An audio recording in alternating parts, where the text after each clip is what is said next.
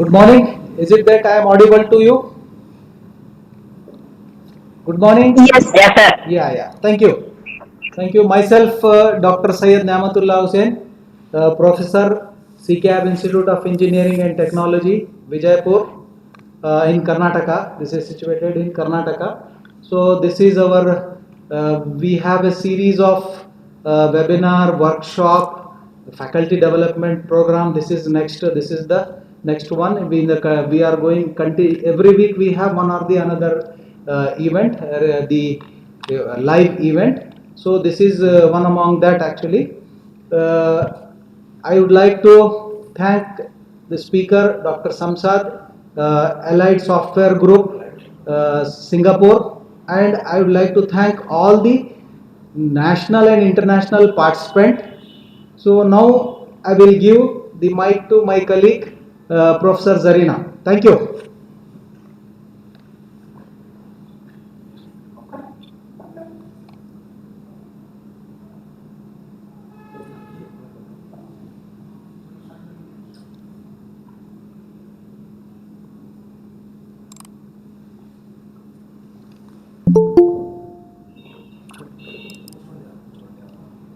Good morning, everyone. I, Zarina, on behalf of Computer Science and Engineering Department, CCAB Institute of Engineering and Technology, welcome you all for one-day webinar on blockchain technology. I welcome all the participants and I take the privilege to introduce our today's keynote speaker, Dr. Samsad Begum, Sheikh Farid, Software Engineer, Allied Software Group, Singapore. Madam has completed her PhD in Computer Science from Karpagam Academy of Higher Education, Tamil Nadu, India, in the field of digital image processing in edge preserving and fast adaptive filters for restoration of fixed value impulse noise. Master of Philosophy, Computer Science from MS University, Tamil Nadu, India in 2005 with a grade of 79% and Master of Computer Application from MS University, Tamil Nadu with a grade of 81%. She has a vast teaching as well as industrial experience. She has worked for 9 years as a lecturer in computer science engineering department and few in computer engineering courses. She has published several journals on optimization of image restoration techniques using machine learning optimization techniques with MATLAB. She has reviewed manuscripts submitted to peer-reviewed journals, and as I told you, she has a huge industrial experience. Worked as a software engineer, Allied Container Engineers and Manufacturers Private Limited since December 2018. Worked on developing web business management system for companies trucking process named ITOS, and she has also worked as a software engineer in Cindy Private Limited, Singapore from September 2007 to 2010. Developed application and middleware for digital TV and digital set-top boxes using C and C++. Her achievements include she has designed most of the OSD screens for the HGTV that is being sold in Europe, implemented picture-in-picture for Tan Venancy set top box,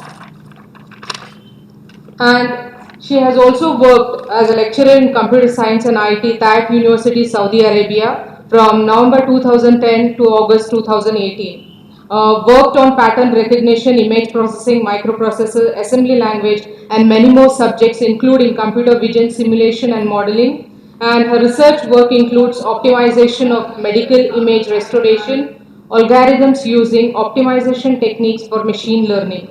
Her other tasks were like academic advising, member in project committee, courses scheduling committee, ABET accreditation committee, and scientific committee. These are only the few of her work that have been mentioned. And also, she has worked as a lecturer in computer science again in Tamil Nadu from June 2006 to May 2007.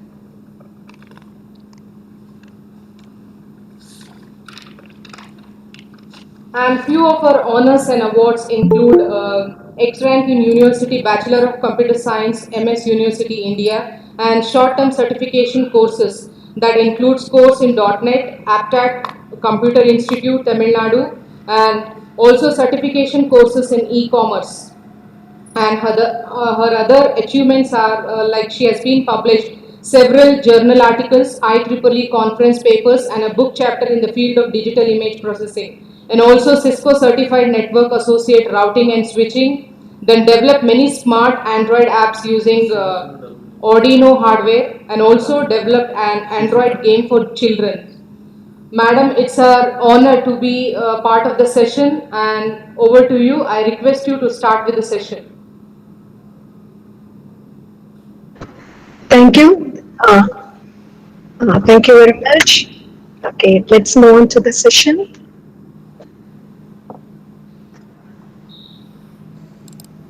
So, can you see my screen? Yes, ma'am. Okay.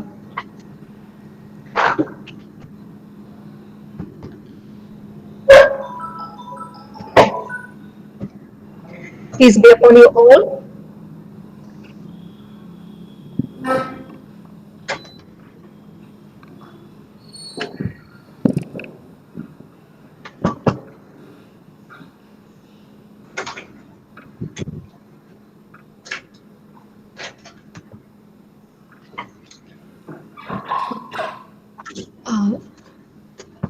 Good morning, everyone. Welcome to this webinar on blockchain technology.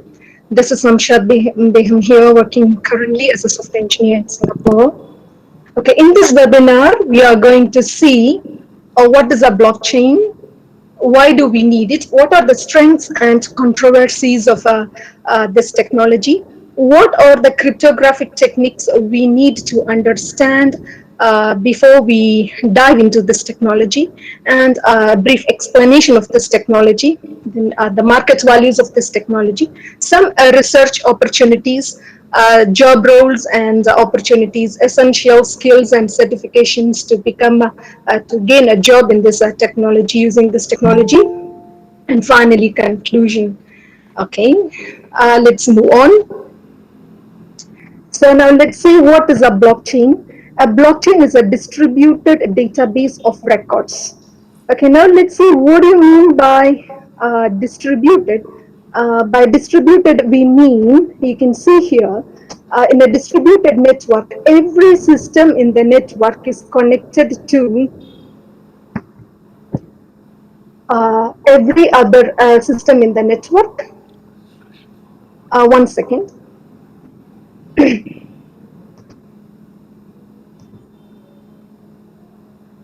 Okay. Every system in the network is connected to every other system in the network.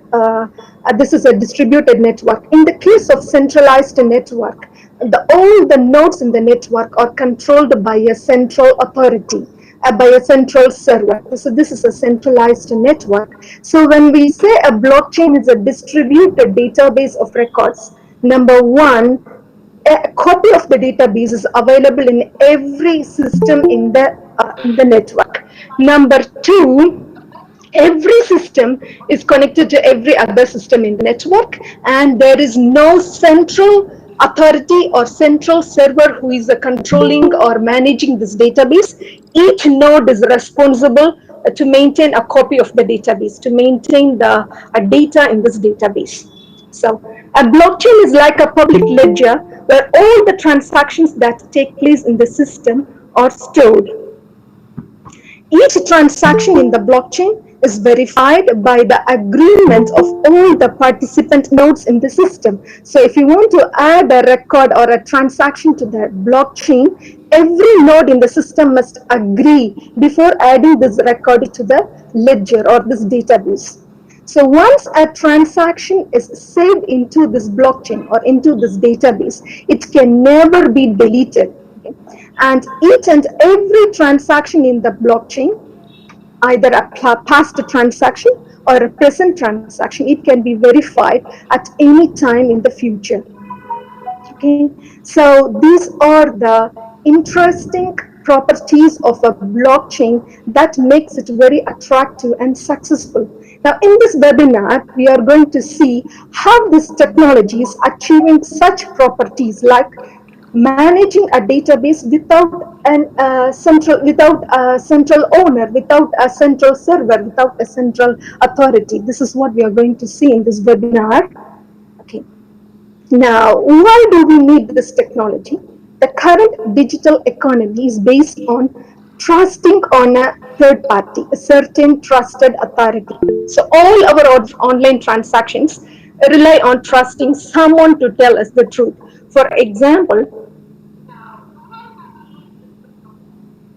if you send email to our friend, it is the email service provider who tells us that our email has been delivered. Okay, so if you are signing your document with your digital certificate, okay, so then who is the authority? The digital, so the certification authority, the authority who gave you the certificate tells that this certificate is trustworthy. You can trust this person, the certificate of this person. Or if you are making an online bank transaction, you transfer money to your friend, who is telling, the bank is telling that our money is delivered. Now, in every digital transaction, we are trusting, we are depending on a third party for the security, number one, and number two, for the privacy of our digital assets.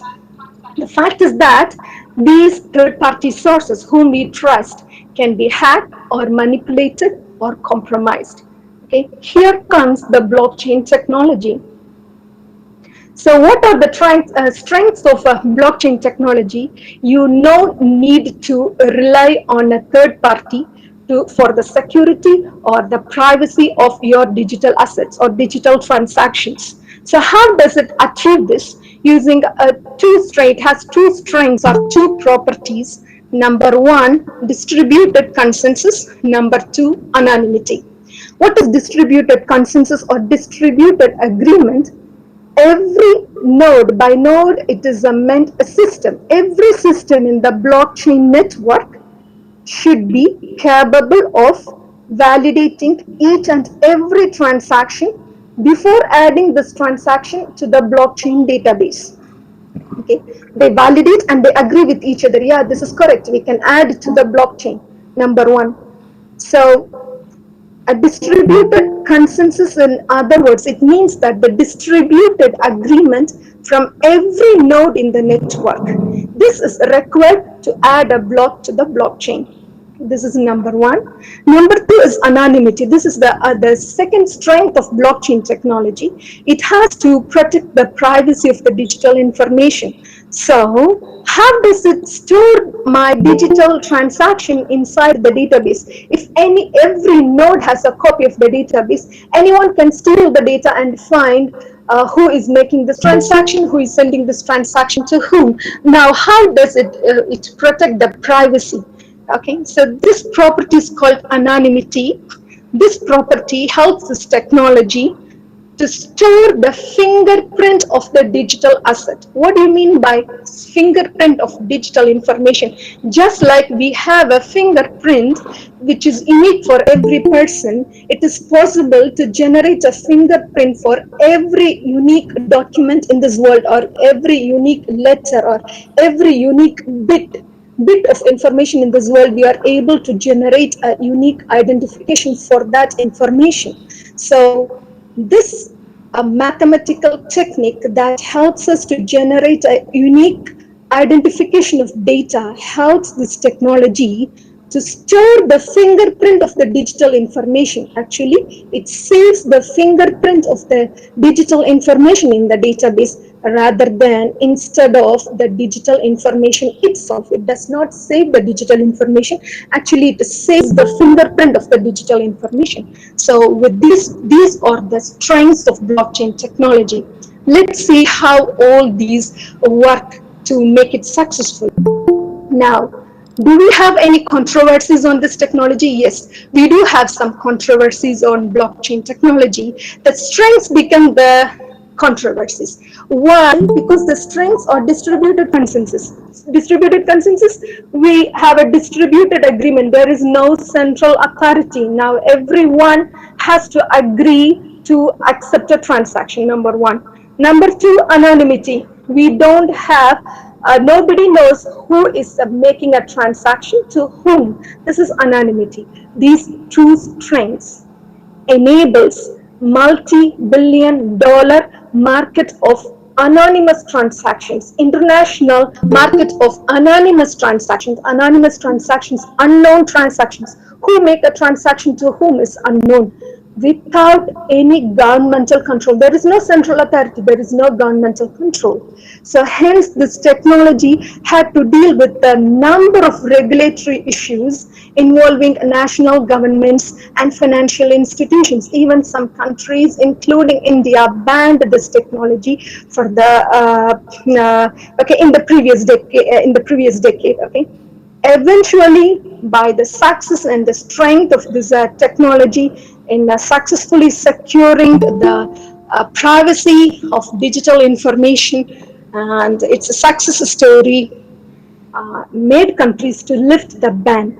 The Reserve Bank of India had imposed a ban on cryptocurrency. Cryptocurrency, a currency based on cryptography that uses blockchain technology, a currency based on blockchain technology. Okay, it's Reserve Bank of India imposed a ban on cryptocurrency trading in April 2018, which stopped every bank from providing any service related to virtual currency or cryptocurrency, okay, or a currency based on cryptography, okay, that uses blockchain technology. But on March 4, 2020, India's Supreme Court lifted this ban. Okay, now let's see the success story of blockchain technology. In spite of all these controversies, blockchain technology has worked without any flaw, without any error over the years. It is successfully applied to both financial and non-financial applications. Okay, this technology is considered by a Silicon Valley capitalist, a billionaire, as the most important invention since the internet itself. Since the internet, this is the most, he considered blockchain technology is the most important invention. And Bitcoin is the most popular example that uses blockchain technology. And Bitcoin's invention is considered as an invention like the steam engine. The invention of the steam engine revolutionized the world of transport. Just like that, Bitcoin's invention is considered as a revolutionary effort to the world of transformation, to the world of finance. So can we only apply to financial applications? No, we can also apply this technology to non-financial applications. So we can use this technology to store any legal document in this. Okay, any legal document, example, health records, marriage licenses, any government document, any legal document can be stored using this blockchain without compromising their privacy, without a third party governing the management of the database. Okay. Now let's see how this success story works. Okay, how this technology works, what is behind this technology. Before we dive into this technology, let's see some cryptographical concepts, hash function, nonce, and public key cryptography. So if you understand this concept, it's easy to understand how the blockchain technology works. Okay, now let's see what is cryptography. The study of techniques, we can say mathematical techniques, the study of mathematical techniques used to secure information. You are transferring information every day from our system to another system. The information movement is vast nowadays, huge nowadays. So we have to secure the information from attackers or hackers. The study of techniques used to secure information from attackers is cryptography. And the cryptographical concepts that are used by blockchain or hash functions and nonce and public key cryptography. Now let's see what is a hash function. Okay. A hashing function is a mathematical function that takes some data as input and returns and outputs a unique hash. It takes a data as input, any data, any document. It can be your marriage document, it can be any document. It takes a document and it is a mathematical function that performs some processing and it generates a unique hash. Now let's see what is a hash. A hash looks like a bunch of random numbers and letters. You can see here a bunch of random numbers and letters. This is the hash, unique hash. It is an alphanumeric value that uniquely identifies data, or it is called the digital fingerprint of data. So hash has a fixed length. Whatever is there any issue? I hear some. Is there any issue? Can you see my screen? Yes, yes, yes. Am I audible? Sumant MN, kindly mute your audio. Yes, sir. Sumant MN, kindly mute your audio.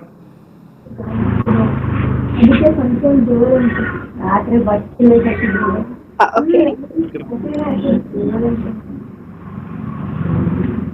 Sumant, can you mute your video? Sorry, audio. Sumant. Okay.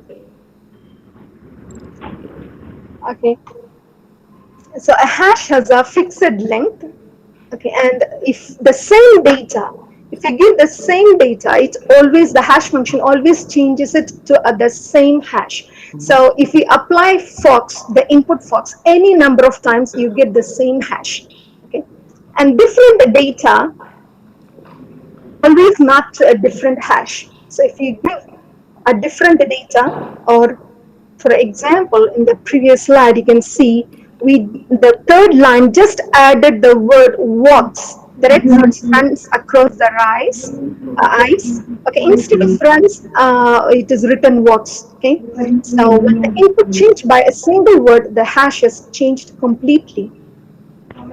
And it is easy to compute. The hash function should be easy to compute. And is it possible? Okay, is it possible if I give back the hash as input, I can get the is it possible if I give the hash as input to a hash function or a reverse hash function? Can I get the input back, or can I get the marriage certificate back? No, there is no such reverse mathematical function to which if I give the hash, it gives me back the data. No, it is infeasible, or it is difficult to convert the hash to data. So this enables the anonymity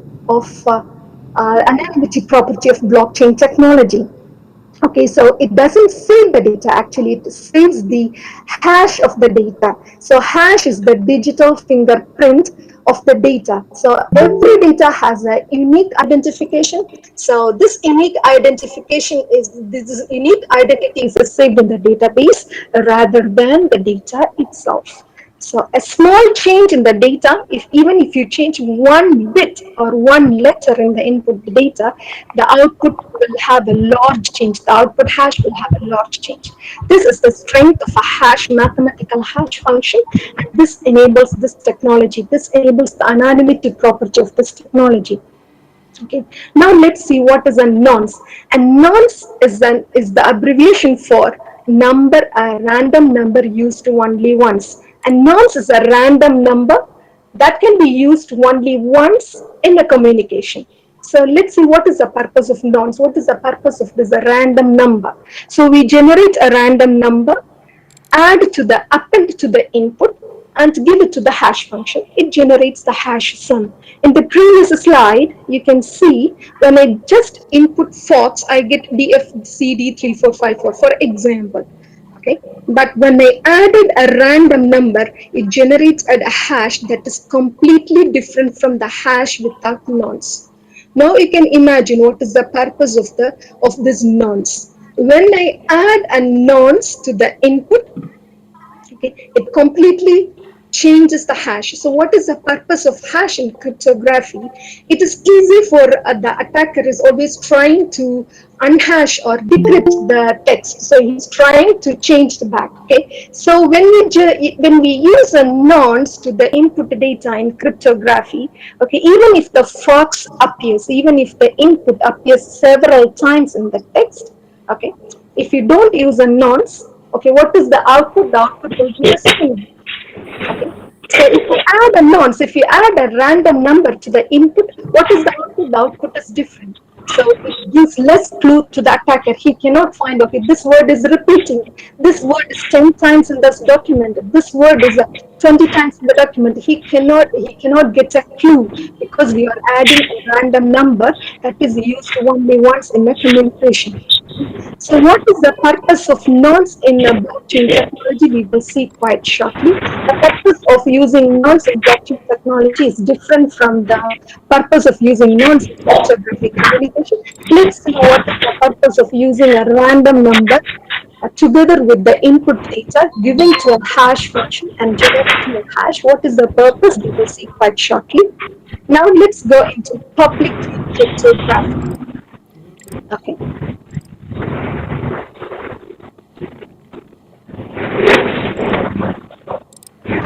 Okay. So there is a system. The system has many computers. Okay, all the computers are trying to communicate with each other. Every node.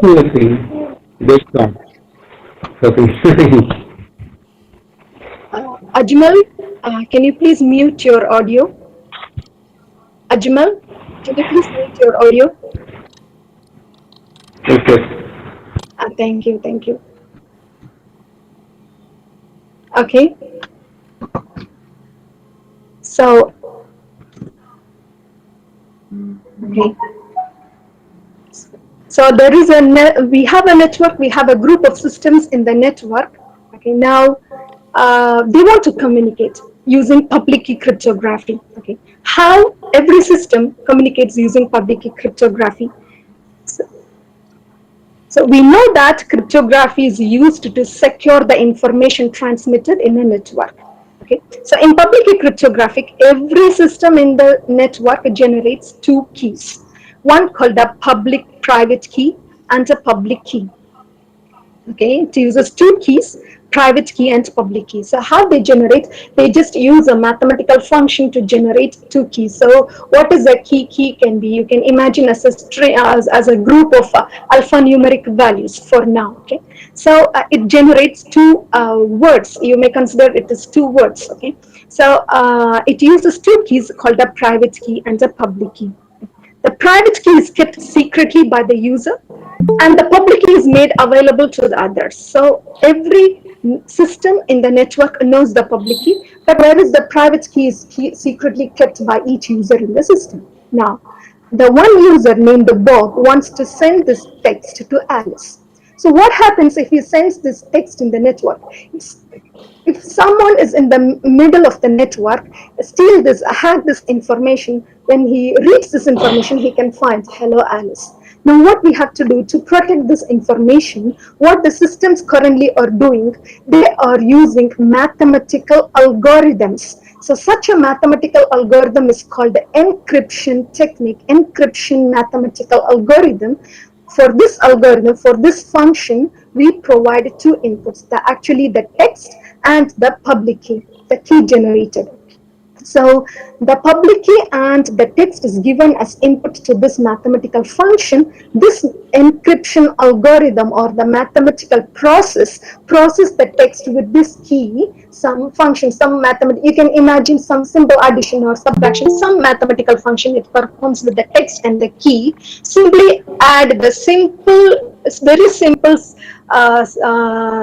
cryptography is adding the public key to the text. Okay, or changing the position of the text. Okay? So these are simple techniques, but the public key cryptography uses complex mathematical functions that take quite a long time to compute.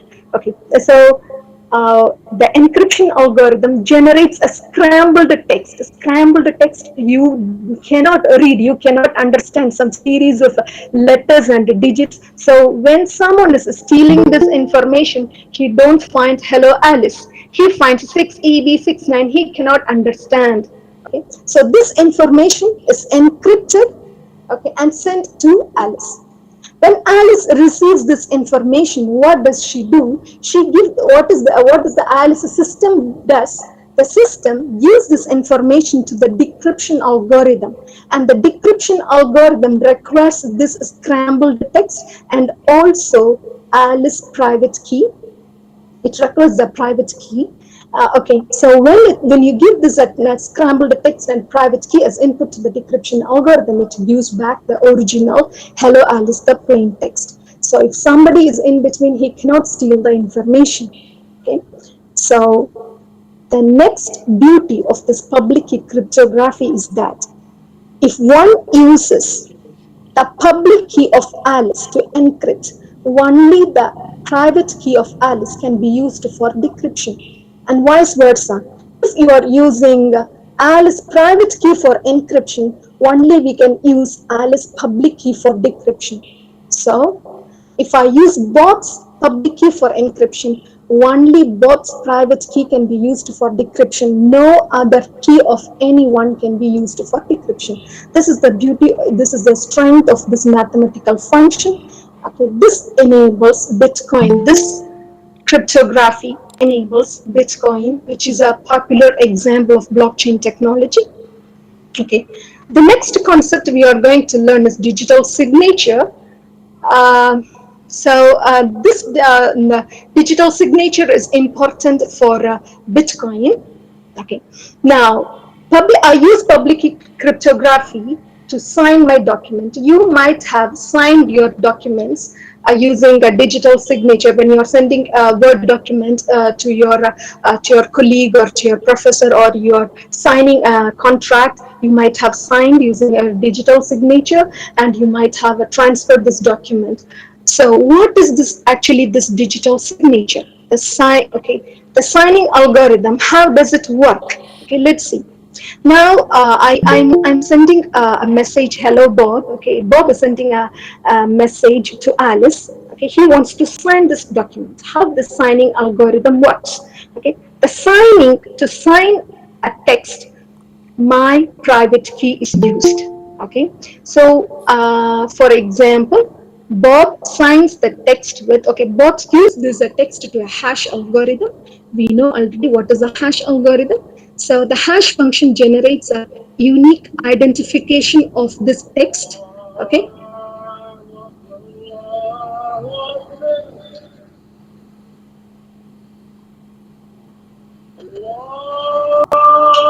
one second.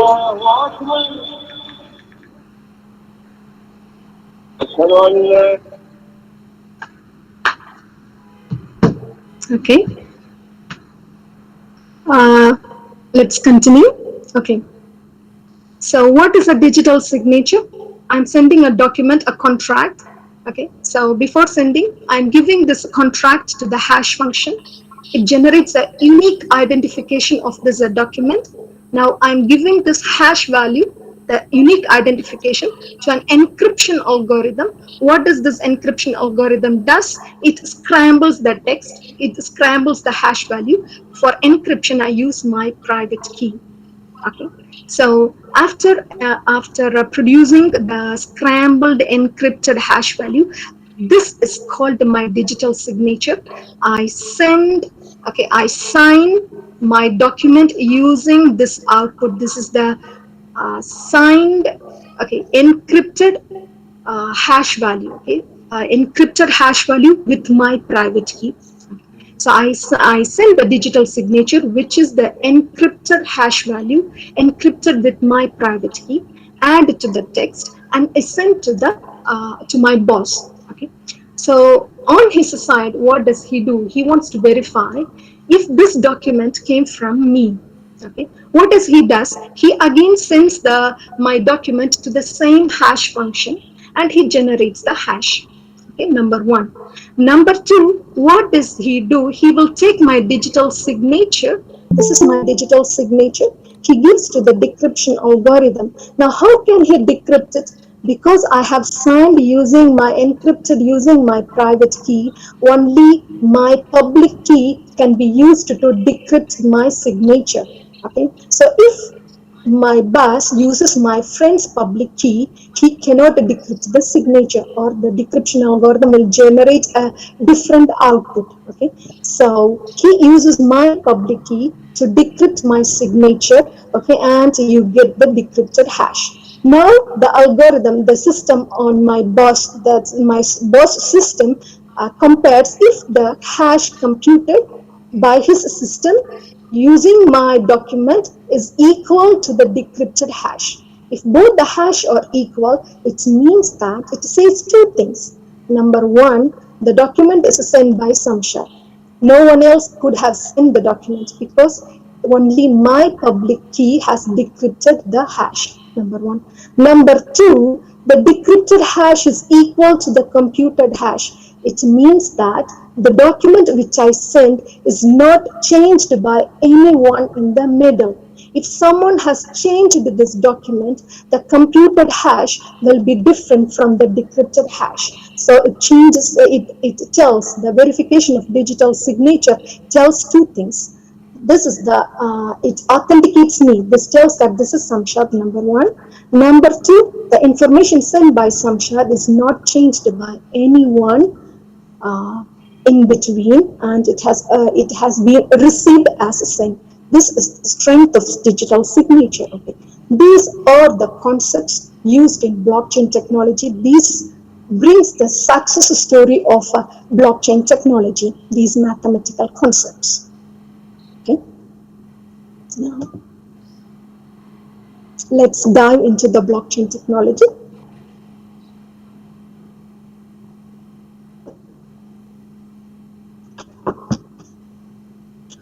So with these concepts, we can get into the technology. So what is a blockchain? As we saw before, a blockchain is a continuous and a growing chain of blocks that are linked using a cryptography. So now we just saw the blocks are chained, but now we are going to see how they are chained using cryptography. The first block is called the Genesis block. Every block has an index 0, 1, 2, 3, 4. Okay, it's an index, the position of the block in the chain, a timestamp, the time when the block is created. Okay, then the hash value, you know, all the information in the block will be given to a hash function, and hash function will generate a hash. Now you know that this is a unique identification that cannot match any other block in the blockchain. Okay. Now, why is there a possibility that data may repeat? Yes, the data may repeat. In this case, what happened? The hash becomes the same. Two blocks has the same hash. Now, is it possible to have the same hash? No, it is not possible to have the same hash because we have a nonce here, a random number nonce here, which always generates a different hash even if you put the same data in the blockchain. Okay, now we have the hash. Okay, and the previous hash refers to the hash of the previous block. Okay, and the actual data which you are going to store, it differs for different applications. If you are using for a Bitcoin, this data is who sent how much money to whom. Okay, if you're using for a marriage certificate, the data may be the marriage certificate, the digital fingerprint of the hash of a, now I can say, if you say digital fingerprint, I can say hash. If you say digital signature, if someone asks you what is a digital signature, it is the encrypted hash with my private key. It is a hash encrypted with my private key is digital signature. Okay, so what is a digital fingerprint of data? It is just the hash of the data. So it saves the hash of the data and the nonce. Now we can visualize it. This is a sample blockchain. It's I have created using sample data, not actual. So the index 0, the first block has an index of 0. It is called the Genesis block. Then index 1, index 2. Okay, it goes on. Now the time when the block was created. Data is the actual data. For what application I am using the application data. Nonce is a random number. Okay, so what is the purpose of nonce? Still we have not completed. Let's see. It is the strength of blockchain technology. Without nonce there is no blockchain. Okay, so let's see shortly what is the purpose of nonce. Okay, now hash, I take the complete data of this block, give to a hash function, generate a hash. This is the hash. Okay, now the next block, index 1, the timestamp. Timestamp is a number which can be converted into a date and time. Okay, date and time of creation of this block. Hash of this block, previous hash is the hash of the previous block. Now you can see there is no physical link.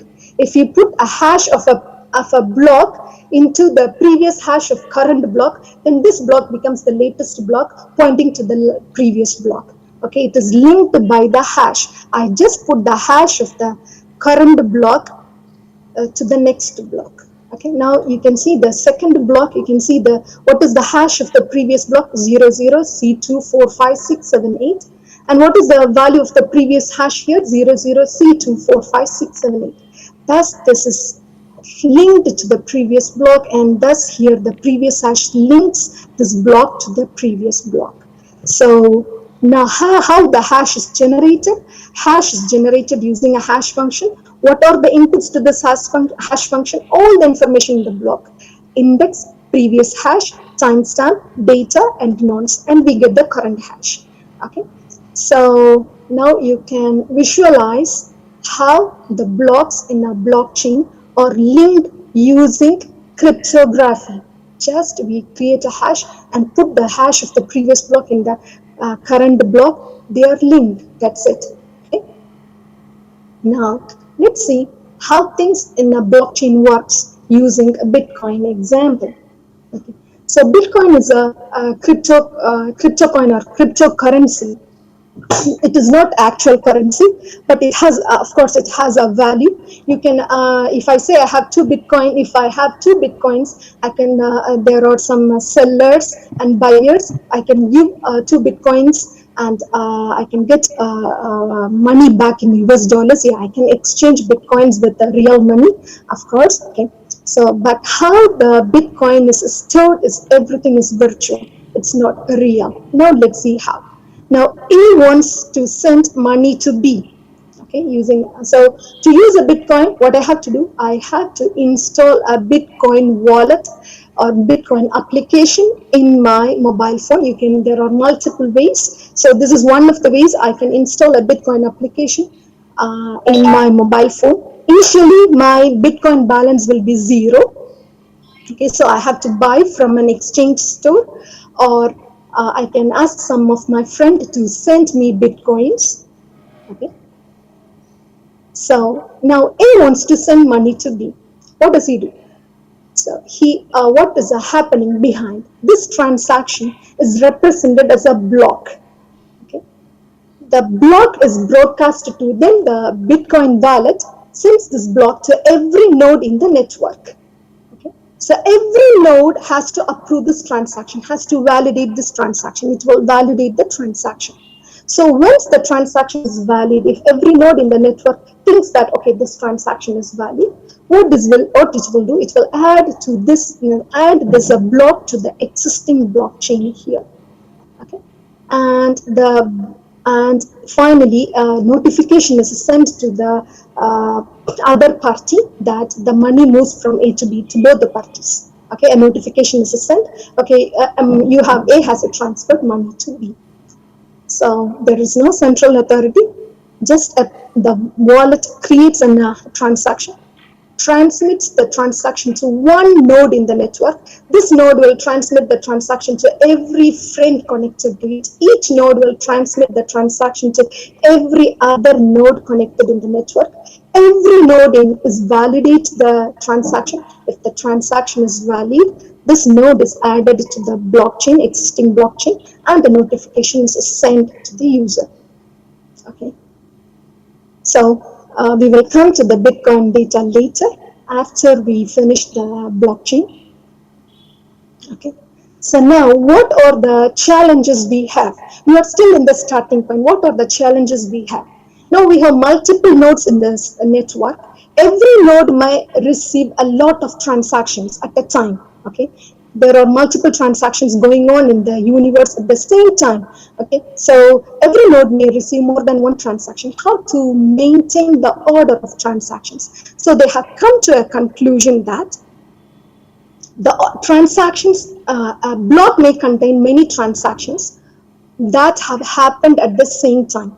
All the transactions received at one time will be grouped, will be put inside one block. Okay, this a block may contain more than one transaction. Okay, the transactions inside the block are considered to have happened at the same time.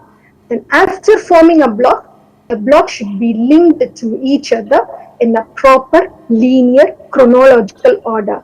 Okay, with every block containing the hash of the previous block. Is fine, but what are the actually the challenges here? Let's imagine.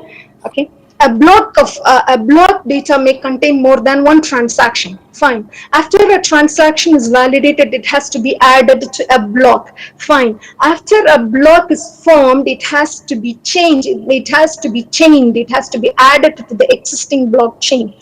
Okay. Now, what is the problem? There are a number of nodes in the blockchain network. Every node can collect many unconfirmed transactions at the same time, create a block, and what it will do, validate the block, and it will broadcast the block to the rest of the network and ask every other node, please add this block to your blockchain. Now at the same time, multiple blocks are generated, and each friend or each peer or each system in the network will ask every other system in the network, please add this block, please add this block. Now there is a huge commotion. That's why we need a central authority. Now without this central authority, okay, how does the network decide which block should be next in the blockchain? This is the challenge, because there are multiple millions of nodes across the universe. Now the network must decide which block should be next in the blockchain. Okay. Okay. Here comes mining and miners. Okay. Now the technology introduces a mathematical puzzle. Okay. So every node participating in the network, okay, has to collect unconfirmed transactions, validate it, add it to a block, okay, created a block. Now, at least 5, for example, maybe 100 systems have created a block. Now, which block will be selected and put into the blockchain first? Now, here comes the mathematical puzzle. Okay, the blockchain technology wants every system in the network to find an answer to a very special mathematical problem called proof of work. Okay? And here comes our nonce. Okay, so usually, what is the proof of work? The network requires you please find the nonce with certain number of leading zeros.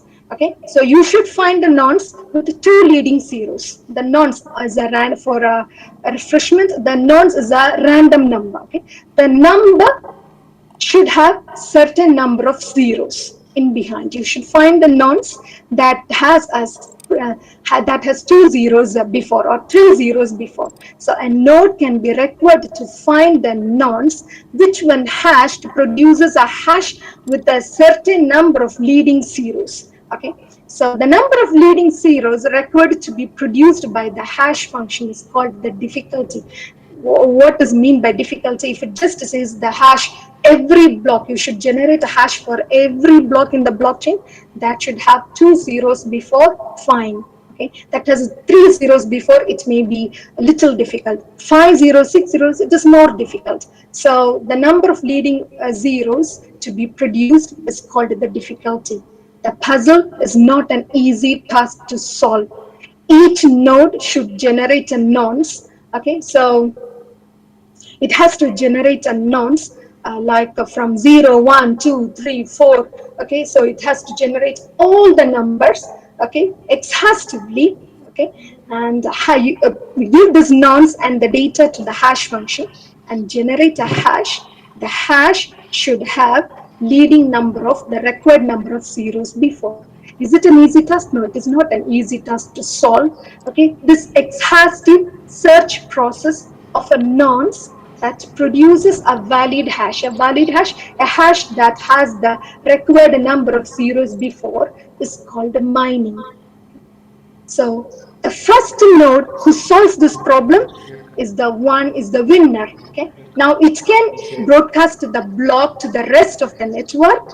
Okay. So and the other nodes in the network has to accept this block, and it has to add the block to the blockchain. So this is the purpose of the nodes. So what is the purpose of nodes? So every node participating in this blockchain, okay, has to find the nonce in such a way that The hash function generates a hash that has the required number of zeros before the hash value. Okay, so you can see here, you can see the hash here. Every hash has 2 zeros in front. Okay, so the requirement is if the hash generated should have 2 leading zeros. Okay, now the nodes that donate their computing resources to solve the puzzle and generate the block are called minor nodes. So the nodes that, so if you want to compete with everyone and solve the puzzle, what you need to have? You need to have more computing resources, because this is an exhaustive research process, or it is like a brute force attack. You have to find every possible, you have to put every possible value of nodes and find the required answer. Okay, so what is the, how can we achieve this? So if you have more memory or more processing power, so you can quickly find nodes better than the others. So these nodes which donate their computing resources to solve the puzzle are called minor nodes, and they are financially awarded for their efforts. So when you do a transaction, Bitcoin transaction, there is a processing fees. Okay, so when a minor node successfully add your transaction, successfully solve the puzzle and add your transaction to the blockchain, then the transaction fees you pay go to the miner. Now, can you imagine what could be the miner's warehouse? So, a Bitcoin mining warehouse. See, it's huge. Okay, the miners race to solve the puzzle and broadcast the block to other nodes in the network. So this is the huge investment they make for a blockchain. Okay, for earning your transaction fees. Okay, so what do they get when they invest a huge amount of such a huge investment? They just get your processing fees. Okay, so the strength lies here. An attacker who really wants to attack the blockchain database. Okay, so if he is investing such a huge investment for just the transaction fees, then it is a huge loss for him. So only a person who has long-term plans for doing a good business with the blockchain technology will make a huge investment. So now you can imagine what is the problem here. Okay, this is also a controversy for this technology. What is the problem here?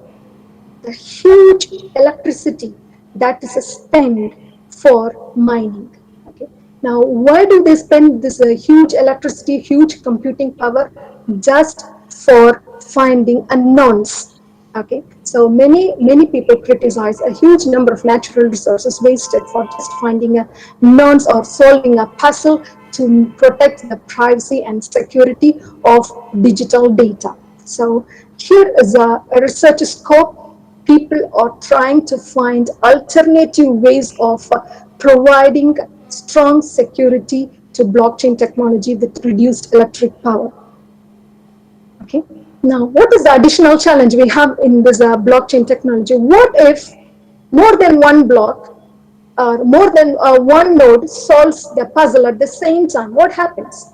So at time period 1, just one node has solved block 1, fine. At time period 2, 2 computers have solved the puzzle. At time period 3, 3 computers have solved the puzzle. So we have 3 different blocks. At time period 4, 2 computers. At time period 5, only 1. Time period 6, only 1. So how does blockchain technology or the blockchain protocol solve this issue? Okay, so what happens if more than one computer solves the puzzle at the same time? They can add the block to the previous block, fine. Okay, so now how this problem is solved? Let's see. Okay, now before going to the, okay, now what is the solution? The network accepts only the longest blockchain as the valid one. Okay, this is called the longest chain rule.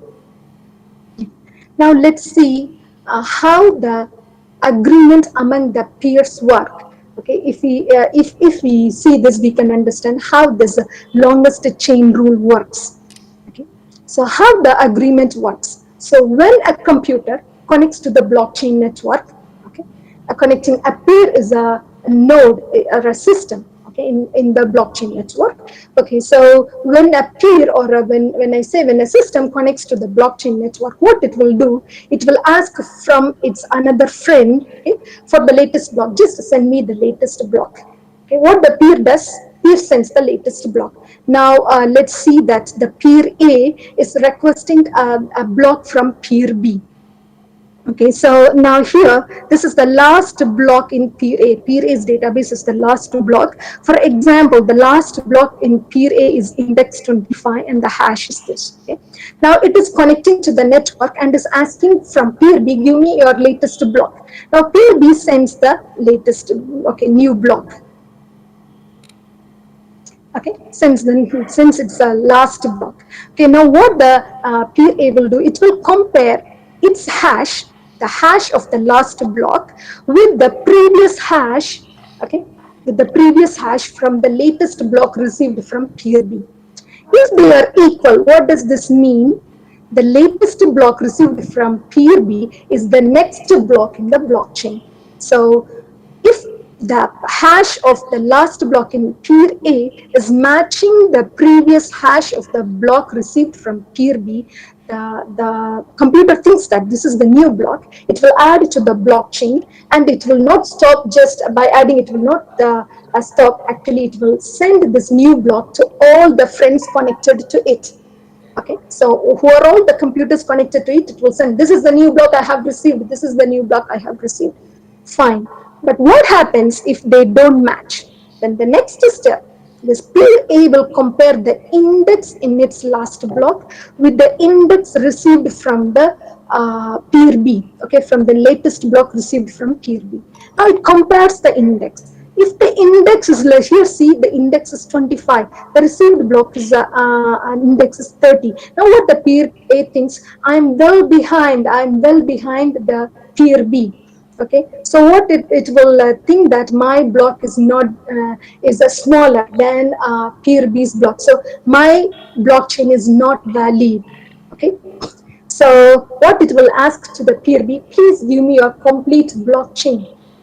Okay, peer A thinks that my blockchain is small, peer B's blockchain is big, so it will ask to peer B, please give me your complete blockchain, my blockchain is small. Okay, then the peer B gives its complete blockchain. Will peer A immediately add to its blockchain? No, it will validate every block in the blockchain from the beginning. It will validate every block in the blockchain. Okay, now the new blockchain is valid. Once the new blockchain is valid, and it will add this new blockchain, it will copy this new blockchain to its blockchain database. Okay, so now, and will it stop there? No, it will transmit this new blockchain to every node in the network. This is how the blockchain works. Okay, so you understand how the longest blockchain is possible. Every time, every peer is requesting the blockchain from its friend. If it is the latest block, if the block received is the latest block, it just adds it. If the received blockchain is bigger than its blockchain, then it will receive the complete blockchain, and it will validate if the hash generated in every block is valid. Valid in the sense it has the required number of leading zeros. It will validate the hash in every block. If every hash is valid and every block has the hash of the previous block, okay, previous hash of every block matches the hash of the previous block, fine, the blockchain is valid, and it rewrites its blockchain with the new blockchain. This is the longest chain rule. Okay, so now we are almost complete how the blockchain solves the problem of maintaining a database without a central authority. Okay, this is how it works. So what happens if if an attacker tries to change some block in the blockchain? If a single bit in a single block is changed, what happens? The hash changes. If the hash changes, all the subsequent blocks in the blockchain will become invalid. Okay, an attacker just changes a data in one block and sends this complete blockchain to another peer. Okay, the peer gets this. Oh, this is a longer block than me. Okay, fine, it takes, but it validates the hash. Okay, now changing one hash will change every other hash in the blockchain. Now it considers this is invalid blockchain and it will ignore the blockchain. So it is highly impossible for an attacker to introduce a fraudulent transaction in the blockchain. If he has to introduce a fraudulent transaction in a blockchain, he has to generate a block by solving an answer to the mathematical puzzle, by solving the mathematical puzzle, by finding a solution to the block. Is that enough? No. He has to find the solve the puzzle for every other subsequent block in the blockchain, and he has to mathematically race against the good miners. Can he stop until the last block? No. By the time he finds the solution for all the blocks after the block he has changed, he has to solve the mathematical blocks for the new blocks that are concurrently solved by the good miners in the network. So it is highly impossible for an attacker to introduce a fraudulent transaction in a blockchain database. This is the success story of blockchain. Let's see with a demo. Okay, let's see a demo. Okay, can you see the window? Can you see my blockchain demo?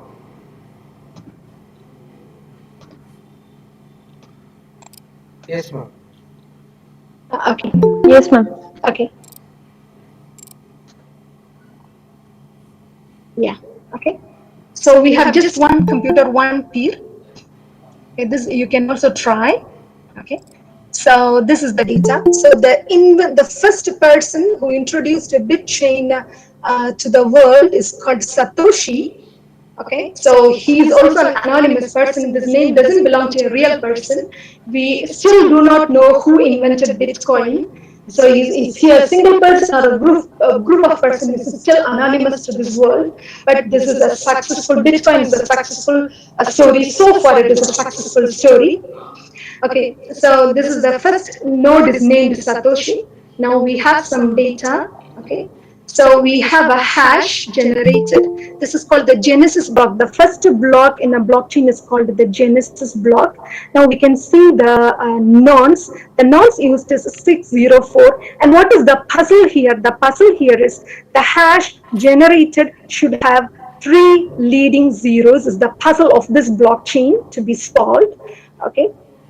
Now I'm adding a new block. So I'm adding the data. A transaction is made. Okay, I transfer 50 bitcoins to 50. It will actually the data will not be written in text. It is the digital fingerprint. Bitcoins to someone, Satoshi or someone. Okay, now I'm adding a new block. I just click add new block.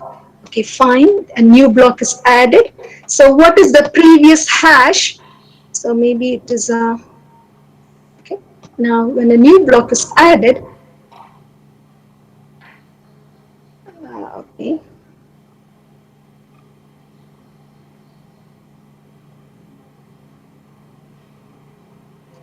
See the previous hash. The previous hash is the hash of the previous block. Okay, 00DC is that this is the hash of the previous block. This hash is added to the previous hash. So there is no physical link. Just we put the hash of the previous block to the previous hash in the next block. So this block is linked to the previous block. Just okay. Now a hash is again generated with 3 leading zeros for this block. Okay, I'm adding one more block. Add new block. Okay, so okay, so I changed the data. Yeah, I did before adding the data. I put the okay. So let it be. Okay, I'm adding another. So first I have to enter the data according to this demo. So I'm adding. Okay, fine. This is my some data. Okay, sample. Okay, I'm adding new block. the block is added. You can see the previous hash. The previous hash is matching the hash of the previous block. Now I have the Genesis block, block number 0 and 3 blocks. So totally we have 4 blocks. Now what happens, let's see. When when another computer connects to this network. Now to simulate or to show the demo, they have given a button add peer. Okay, I'm adding a peer. Okay, here. So NOCO is the name of the newly connected computer, and I have to click this button so that he connects to the network. So I click, so you can see it has just a Genesis block. Okay. Okay, now I click. Okay, now I click add to so if I click this button, so Satoshi will be connected to NOCO. Now we will see NOCO.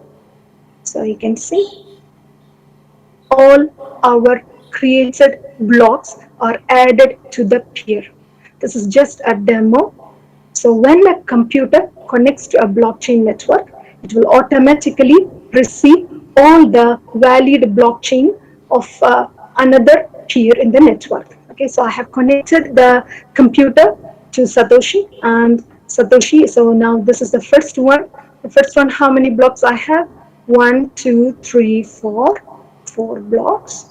Fine. I'm going to the next one. Next computer, I have the peer connected. The peer also have a copy of the database blockchain. Fine. Now let's see Satoshi's blockchain.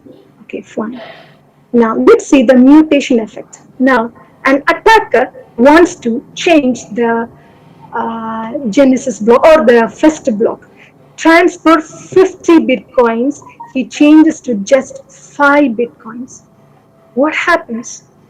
The hash has changed. So when the hash is changed, so this hash is the link to this hash is the hash of the previous hash, right? So the hash is changed. So all the blocks have become invalid because when I change the hash, okay, the previous hash is fine. This hash goes to the next hash. Okay, so the hash has changed. So the previous hash data value has changed. Okay, number 1. Number 2, there are no 3 leading zeros. So what the attacker will do, the attacker has to mine. Okay, this is called, the process is called mining. The attacker will start mining to find a hash with 3 leading zeros. Okay, now I'm the attacker, I'm trying to mine. This is the button given to mine it. Okay, so I'm mining, I'm trying to find a hash that has 3 zeros in the beginning. Okay, so I click it. Okay, now I got 3 zeros. Okay, the hash is linked.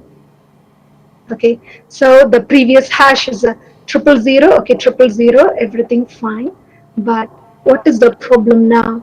This block is block number 2 is still invalid because the hash doesn't have 3 zeros before. So what the attacker has to do? Attacker has to remine block number 2. Okay, remind. Now this is fine. Now again, the attacker has to remind block number 3. Okay, fine. Now this is just 3 blocks. There are millions and millions of blocks in the blockchain. So by the time the attacker, when he tries to change a single block in the blockchain, he has to remine, find the nonce with 3 leading zeros. Sorry, find the hash with 3 leading zeros. Okay, find the nonce that produces a hash with 3 leading zeros. This is called mining. Has to remine until he find a valid hash for every block in the blockchain. Is this enough? Is this enough? No. By the time I completed block 3, some good miner who is working parallelly might have added 10 or 20 blocks by now. Okay. So what happens? So again, I have to mine all these 20 blocks again. So when I finish those 23, now these are 4 blocks plus 20 blocks. By the time I mine and find a solution for 24 blocks, all the systems in this world might have mined several blocks to the added several blocks to the blockchain. So it is possible. Can you imagine? Is it possible for an attacker to change some data or steal some data or erase some data on the blockchain? Not at all possible, because changing is money, changing is power, changing a block in the blockchain requires money, computing investment, computing power, memory, and lot more. Okay? So what is the breaking point? What is the condition for an attacker to break a blockchain? If the attacker is the owner of more than 51% of the network in the world, only then he could outmine the network and hack the blockchain. If the attacker owns 51% of the network in the world, okay, so is it possible? Highly impossible, because there are more miners in the network. The processing power becomes more distributed and no one has the majority power. This leads to a more secure blockchain. This is the success story behind, okay, how the unassailable secure blockchain, how the blockchain technology works, why people go for blockchain technology. Okay, now let's see some of the research opportunities in blockchain technology. Okay, now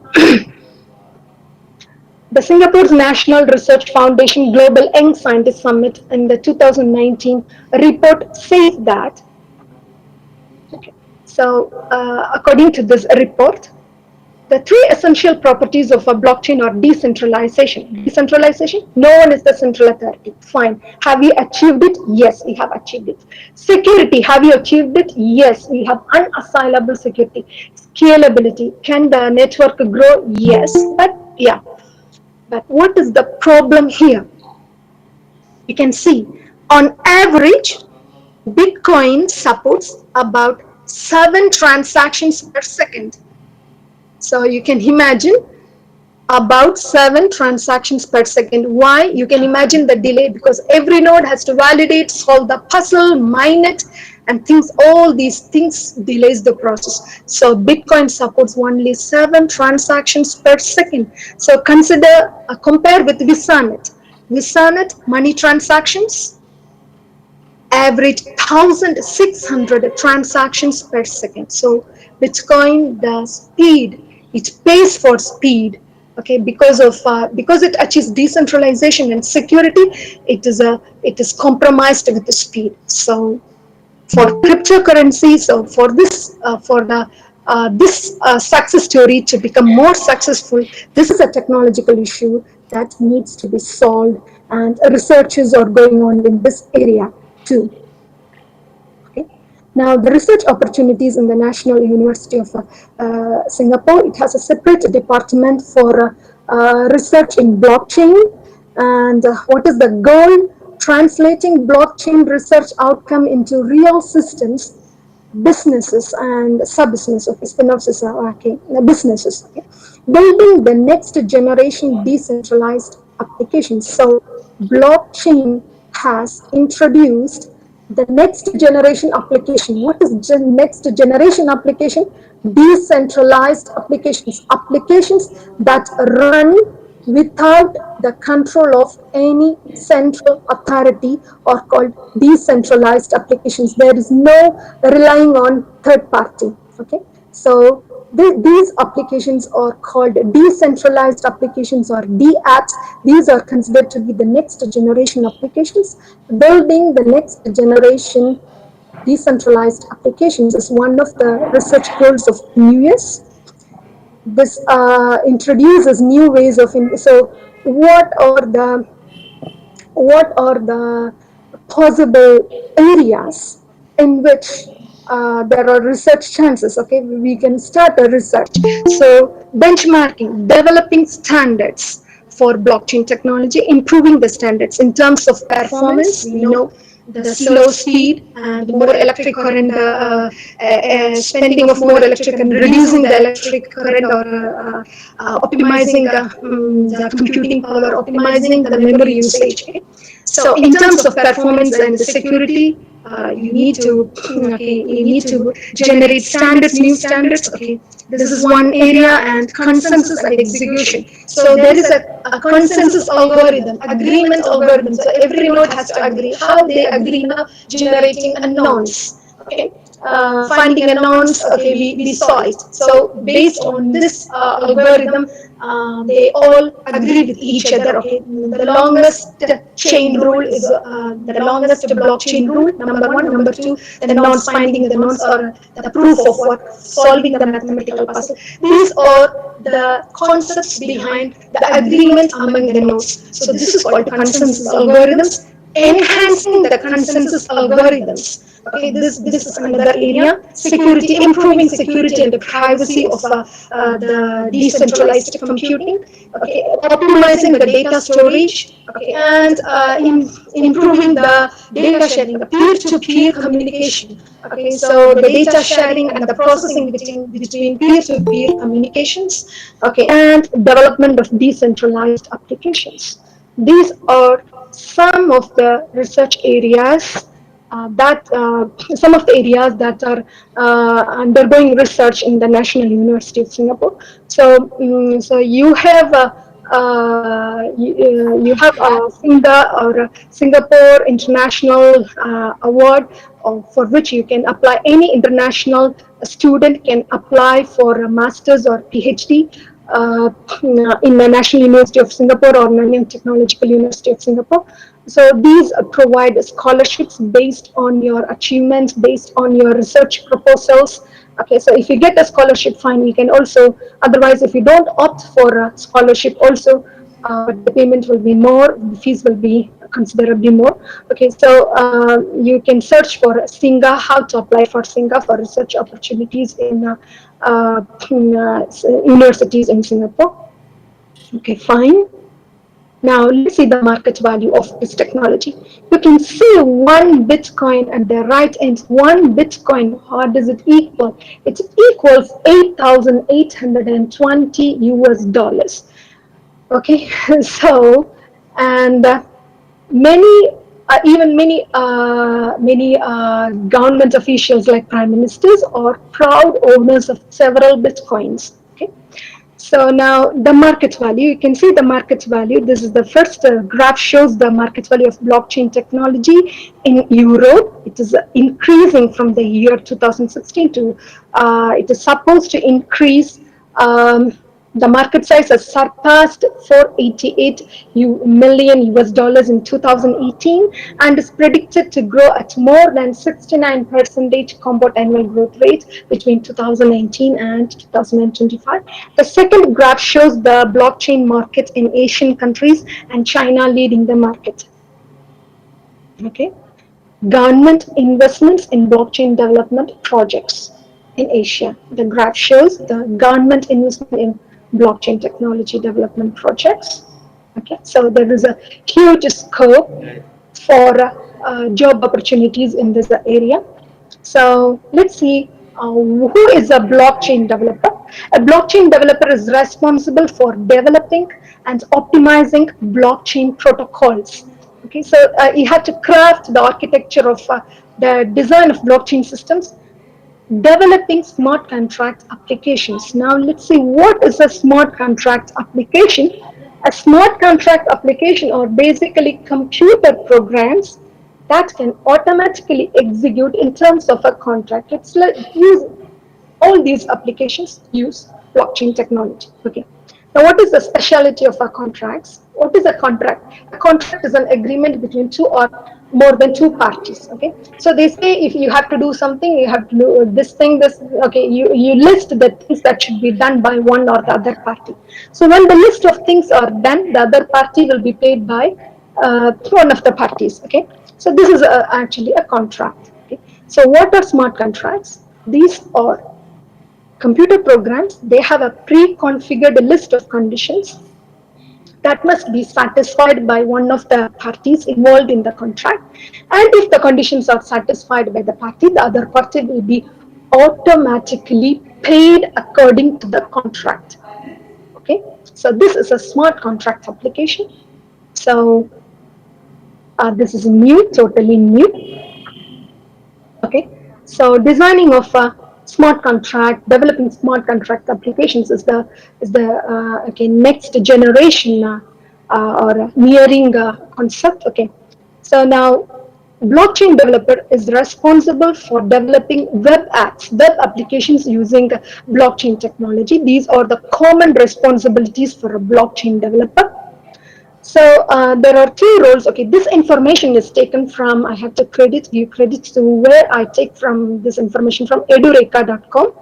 Okay, from this website I took this information. So what are the roles of blockchain developer? The core blockchain developer and blockchain software developer. So the core blockchain developer earns more than the blockchain software developer. We can see the salary. Okay, so the core blockchain developer designs blockchain protocols, designs consensus protocols. Consensus, as you know, the agreement protocols, design of the network architecture, supervision of the entire network. Okay, all these things are the roles of a core blockchain developer. The blockchain software developer is responsible for development of smart contract applications. As I explained now, what is a smart contract application? Development of interactive front-end designs. Of course, you need to know web application development. This is the first step. And back-end development related to blockchain. So we need to know first backend development and supervising the entire memory stack running their decentralized applications. These are the roles of responsibilities of a blockchain software developer. Okay. What are the companies using this technology? We can see many companies are using the blockchain technologies, many, including IBM, Microsoft, HP, and more. Okay. Skills a blockchain developer needs to develop. So first, number one, a blockchain developer should have an excellent understanding of blockchain, its working, and its architecture. So this is the intention of this webinar. So it takes you to the blockchain. How does it work? And it doesn't get inside. Okay, we didn't go beyond this. It's just an introduction to blockchain and understand how a blockchain works. Okay. So a blockchain developer, the first step is you should have an excellent understanding of blockchain, its working and its architecture. Number two, you have to study the data structures. You have to learn the data structures related to blockchain. So we just say the database. The block is linked to the next block and things like that. How we represent, what data structure do we use to store the data? Example, Merkle trees, Patricia trees, etc. So you need to learn the next step. You have to have an in-depth knowledge of data structure. Okay, now next is cryptography. You should have a good understanding of cryptographic techniques. You don't need to learn how these work. You just need to know what are the advantages and the disadvantages of every cryptographic technique, because we already have packages that implement these algorithms. Okay. Smart contract development, you must learn about how to develop a smart contract application. So for this, we need to learn network specific languages like Solidity, Viper, Chaincode. There are network specific languages. These languages are required for smart contract, should be learned for developing a smart contract application. Finally, last but not the least, this is the system, web development. We should have a knowledge of how to develop the front end and back end of web applications. Okay, so that we can develop front end for these decentralized applications and API handling, okay, things related to that. So these are the skills a blockchain developer needs. Fine, but one thing I have to specifically mention here, I had a similar webinar earlier, and one student asked me, I'm interested, he's a first year student, he's I'm interested in blockchain development. What should I do next? So when a first year student asked me like that, okay, then I realized you cannot jump directly into once you know the blockchain architecture or you understand the data structure or you understand the cryptography. Can you directly jump into web development or smart contract development? Is this enough? Not enough. The primary skill that is required is programming knowledge. You know how to program. That is the basic essential skill. If you are in the first year or the second year of your computer science course, or even if you are not from the computer science department, if you're in future, if you're interested in becoming an web developer or blockchain developer, the first step is to learn programming skills. How to improve programming skills. Choose a basic language like C or any C, or now they go for Python, but from my point of view, C is a good language to start with, because when we started with the basic was a language, it was easy to understand. Okay, so learn the programming language constructs first. Learn first the programming, if for while and everything, understand everything. Start writing simple programs by your own. Okay, take the questions from websites, start writing programs, create logics by your own. Okay. So once you know how to program using these basic constructs, how to program. Okay. So first, improve your programming skill. Learn the programming constructs, programming language constructs. Number one. Number two, start writing programs by your own.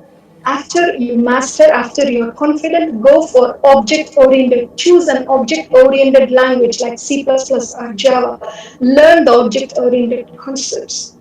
Take a small project and try how to implement this project in terms of how can I visualize this project in terms of an object, how to implement this project using an object oriented language using Java or C++.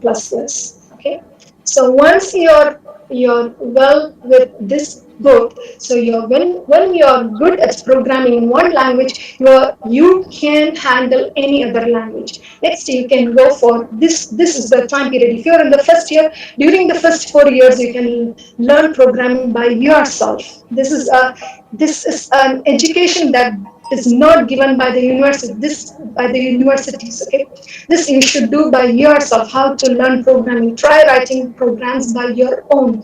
Okay, once you are confident, then go for web development. Okay, so front end development, back end development, you can take any free courses on the internet, learn a language, do something, develop something. So by the fourth year, you should be able to do your project, develop your project by yourself.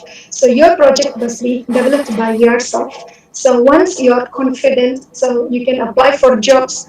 Take any job as a developer. It will give you a confidence. Okay, then then by the time you have developing skills, you can prove to this world, prove to someone that you can develop things. Okay, so you can eventually become a successful software developer in any field. Okay, so this part I was missing earlier. So directly we cannot jump into the final thing.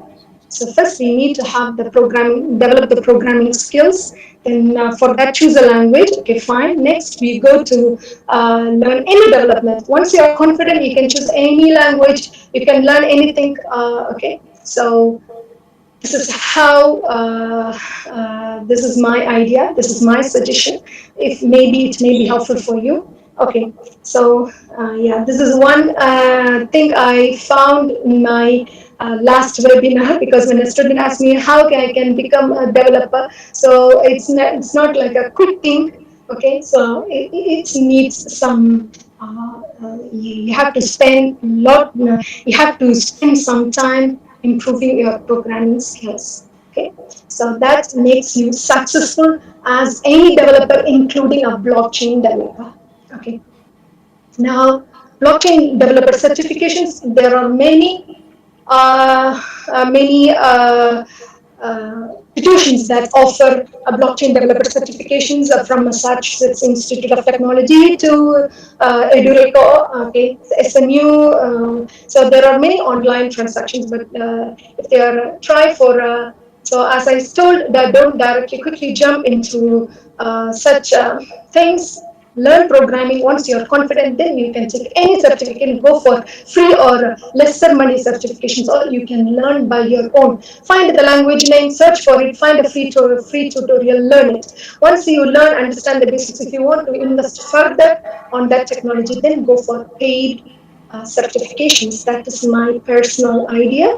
Okay, so additional related terms to this technology.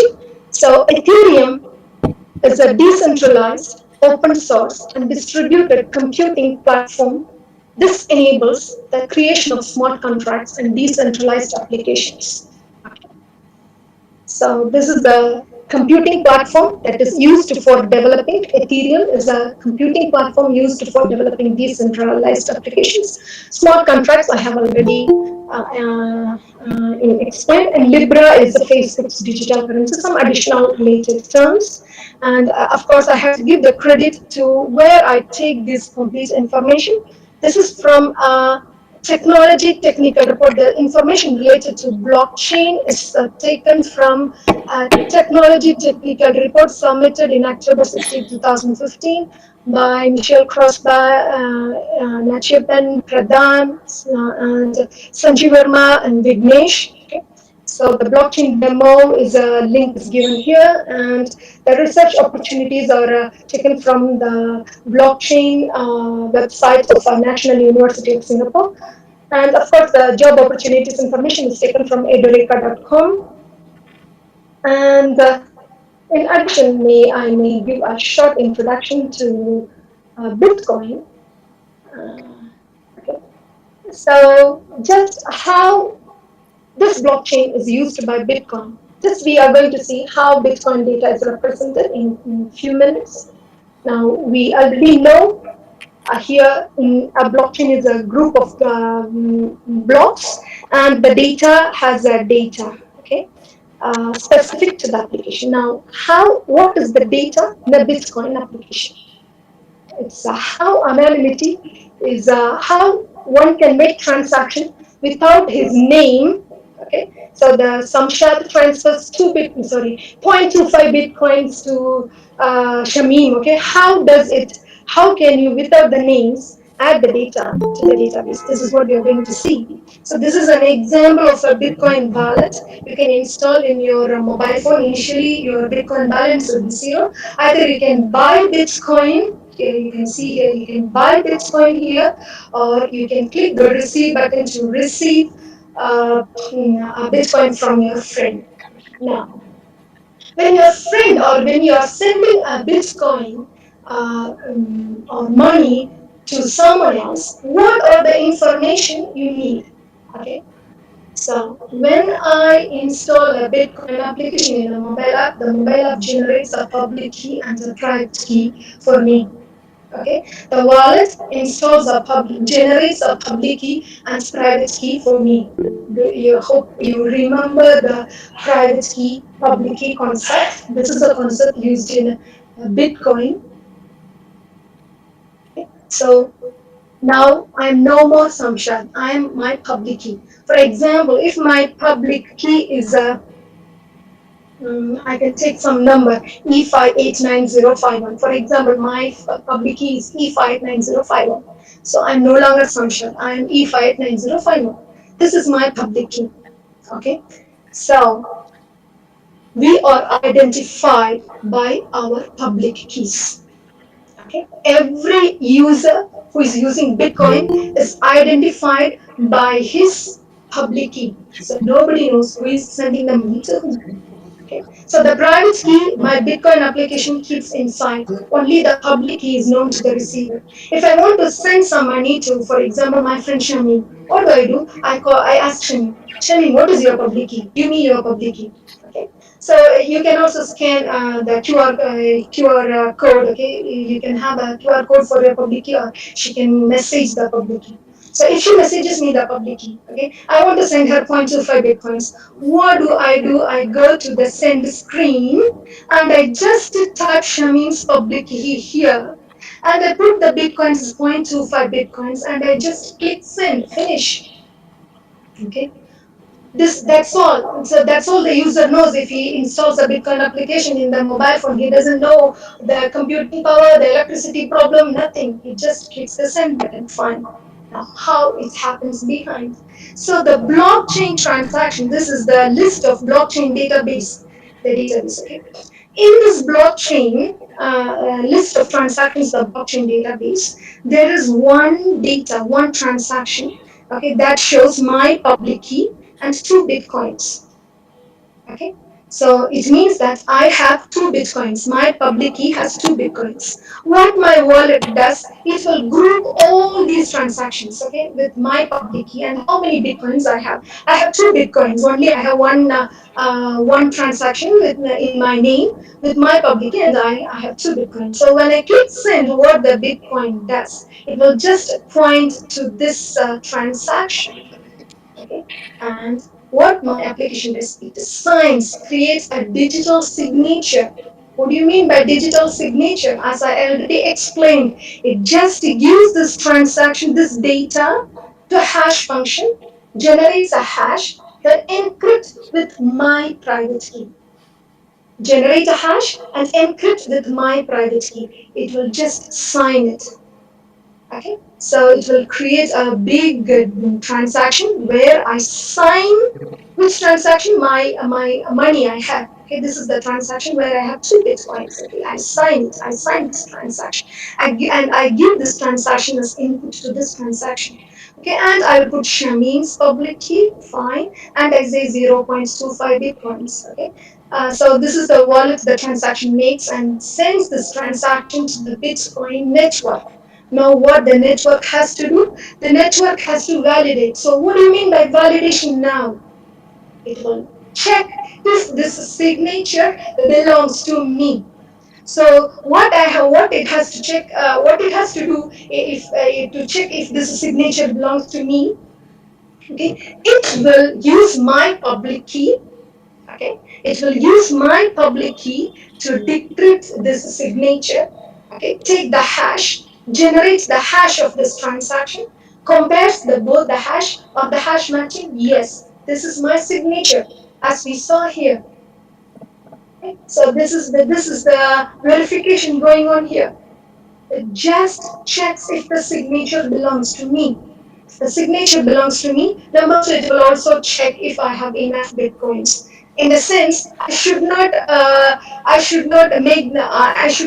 use this transaction for many transactions. For again, when I'm paying money to some of my friend, I should not have used over usage of a transaction. Okay, so it will to make it sure, it just checks 2 things.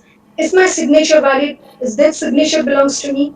If the signature belongs to me, then the money belongs to me. This is one important thing.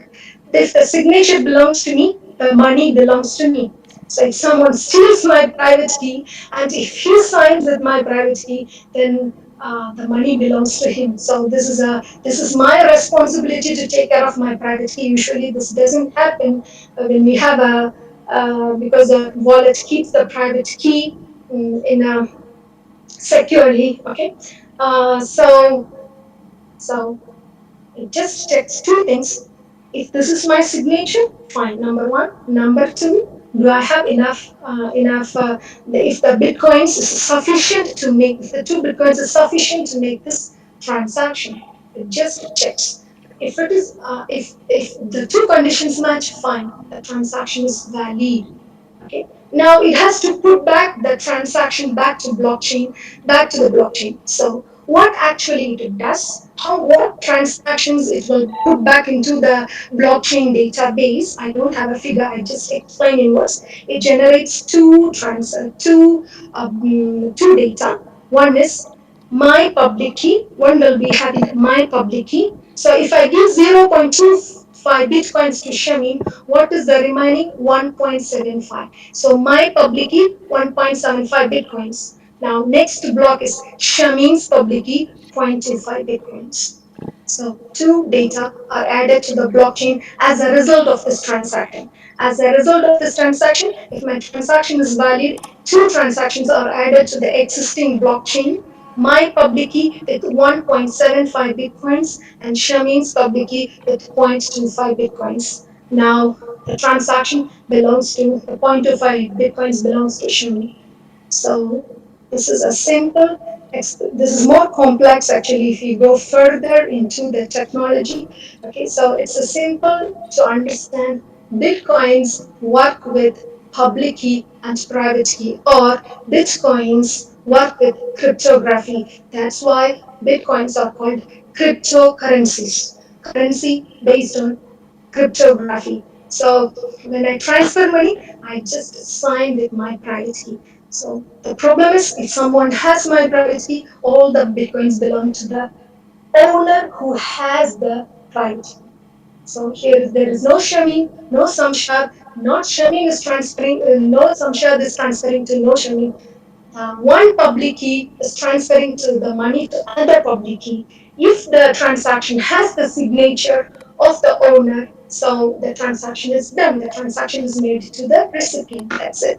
So this is how anonymous Bitcoin transactions enable multi-billion dollar transactions going on without the governmental control, without knowing who sent to whom.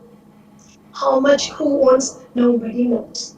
Okay, so this arise the controversies for this technology, but eventually the success story, the strength, the security, and no attacker can steal the data. All these things made blockchain and Bitcoin successful. Okay, so with this I finish my lecture. Sorry, I finish my webinar. Let's go to the last part of the session. Thank you everyone for arranging a beautiful webinar on blockchain technology. Thank you, Dr. Syed Nehmutullah, the head of the Department of Computer Science and Engineering. Thank you very much for this opportunity, and thank you for the invitation. And to Dr. S.J. Arvikar, the convener. Okay, thank you, Doctor, and Dr. Syed Sakir Ali, the principal of the college. Thank you for this opportunity. Thank you all. Hope you enjoyed this webinar. Thank you, everyone. Thank you, ma'am. Hello. Hello? Hello. Yeah, I have a doubt. Can I have a question? Can I ask a question to you? Yes, yes. Yeah, this is Dr. Evangeline. Hi, ma'am. How are you? Fine, fine, Dr. Yeah, it's great seeing your presentation. So far, I had a very wrong opinion about this Bitcoin. I have Okay. just two. Yeah, your explanation was extremely wonderful, and Thank you. it really motivates me to have some Bitcoins. I have two questions. Okay. My first question: is it necessary to buy one full Bitcoin, or can I buy it in fractions? My second question Ah, I guess the one Bitcoin valued some 7 lakhs or 8 lakhs. yes, yes. So, is it okay if I buy it in fractions like 0.10 or 0.15 like that? Yes, And yes. the second question, Yeah, yeah. this Bitcoin, is it like a gambling type of business or it is like trading type of business? What is this cryptocurrency? Can you just explain it to me? Okay, okay. Okay, the cryptocurrency is not gambling. Okay. Um, okay, this is for example, many shops, many malls or shops support cryptocurrency. So you can Mm-hmm. pay, you can buy some products, and if you have a wallet, okay, Mm-hmm. so Bitcoin wallet, you can pay using Bitcoin. So Mm-hmm. it's like a payment mode, a plastic money. It's like a Mm-hmm. paper money. You can call it it is not a type of gambling. So why Yeah. it is confused with the gambling? The gambling Mm. because of the mining. Oh, fine. The Okay. transaction is in the mining. The mine is how they earn money because they Mm, complete and the successful person gets the transaction fees. Of course, it's okay. necessary because they need a transaction fee for successfully for donating their computing power. So Okay. in the initial stage, the miners became millionaires Mm, and billionaires just by investing their computing power. So they oh, give money without doing nothing. Just they mm, installed the software, installed everything, provided okay. some memory and computing power, and they gave Okay. everything simply. So people think Um, this is gambling. So this is not related to mines. When I'm mm, using Bitcoin, I'm using just like a money. In oh, terms fine. like US dollars, I'm using Bitcoins. So Okay. it Mm, is possible to buy point in mm, fractions, no problem, because this depends upon you how much you can spend. Because you have to mm, pay dollars to buy Bitcoin, so how much you can convert it depends upon your affordability. Yeah. So okay. yeah, yeah. So in the back of my mind, I got the Thai days with you. Really, I really am very happy to see you that you are really good enough to explain all these things, which are very strange and some strange knowledge to people, ladies especially those who are not knowing it correctly. And I'm really proud of you. Thanks a lot, ma'am. Thank you Thank very you, much. Dr. Manjula. Yeah. Thank you. Thank you. Thank you. And thank you everyone who patiently listened to my long uh, talk again. So is there any other question? Yes, participant, any question the speaker is ready to take up. If you have any doubts, please you can ask the question. The speaker is ready to take up the questions. Otherwise, we'll close the session in 2 minutes. Just if you don't leave as for another 2 minutes, just 2 minutes. Anyone? Any question, please? You Okay. can unmute your mic and you may ask the questions. Yeah. Yeah. Yeah. Or you can send the questions or the queries to So, madam's ma'am, email any ID. website is Email suggested to ID. learn about blockchain? Okay, I may send the blockchain paper which I used for the reference. I can forward it into the WhatsApp group. Okay, so someone asked me, ma'am, any website to suggest to learn about blockchain? Okay, yes. So basically, you have to learn the concepts of blockchain to understand. As I said, if your intention is to understand blockchain, uh, I may suggest a few websites. I may post it in the WhatsApp group. Okay, to understand blockchain. If your intention is to become a blockchain developer, then you have to start from programming, improving your programming skills, learn how to program. Yeah. So step by step. Yeah. Then any other questions? Okay. Thank you. Okay. Any Thank you. question, please? Anybody? Any Thank you, question? Niyamatullah. Yeah. Thank you, ma'am. Okay. I thank the speaker, the resource person, for today's webinar on blockchain technologies. And also, I would like to thank all the participants who have attended this uh, webinar. Before for the concluding remarks, I will call my colleague Professor Aslam Karji for Okay. vote of thanks. Just wait for 2 minutes, please. All the participants, please request for wait for 2 minutes. A very good morning to all the participants. The speaker for today's session, Dr. Samshad Begum ma'am, and HOD Computer Science, Dr. Nematullah Hussaini sir. I'm over here to convey some vote of thanks or heartful thanks to the people without whom the session would have been possible. Start with like the eminent speaker for today's session, Dr. Samshad Begum ma'am. Thank you. Ma'am, really wonderful session. And as participants were responding that most of their queries were resolved because they were not aware what exactly Bitcoin or blockchain was all about. So most of their queries were resolved. And thank you for your humble gesture and accepting our, say proposal. You were kind enough to accept our proposal and sparing your valuable time out of your busy schedule. So thank you so much, ma'am, and hope for future coordination also, inshallah. Yeah. Sure. I extend my sincere thanks to HOD Computer Science, Dr. Nematullah Hussaini sir, for taking the initiative. and then the coordinator of today's session, Professor Syed Abrar, for making the necessary provisions.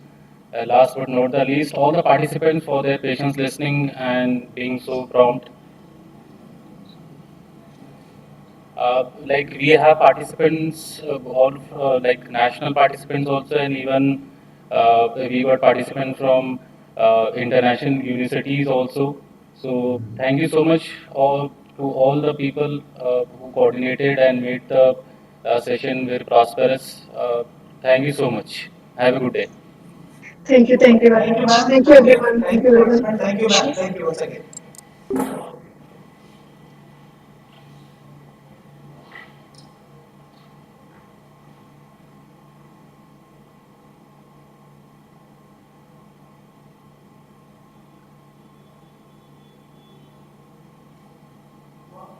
उदय, तू कर ली recipe?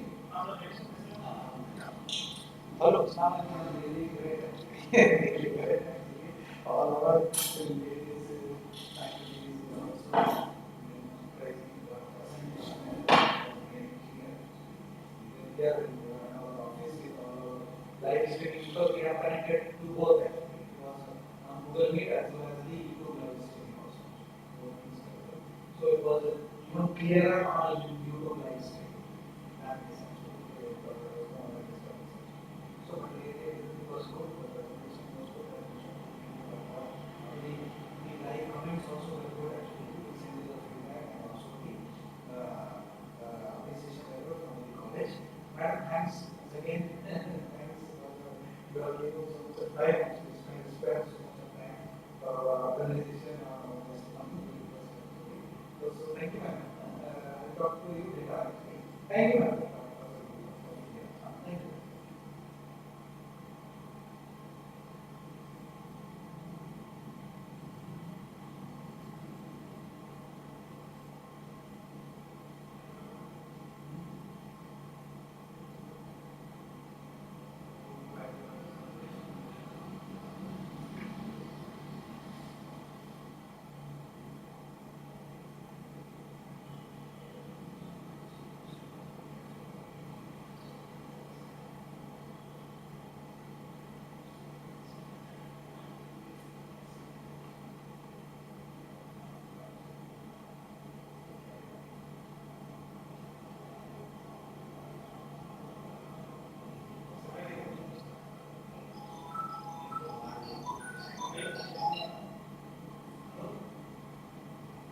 Hello.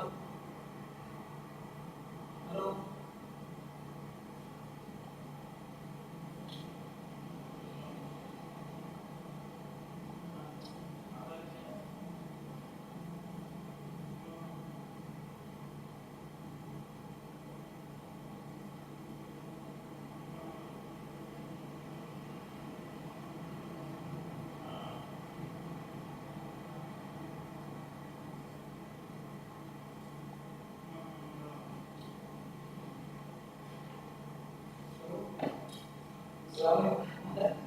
और madam आप ऐसा अलहमदुल्ला आप अनजान लोगों को सर का मैसेज कर मैं बोले मैडम भूल गए क्या बोलेंगे क्या बोले हमारे पास आयशा को याद याद करते हैं आपको आयशा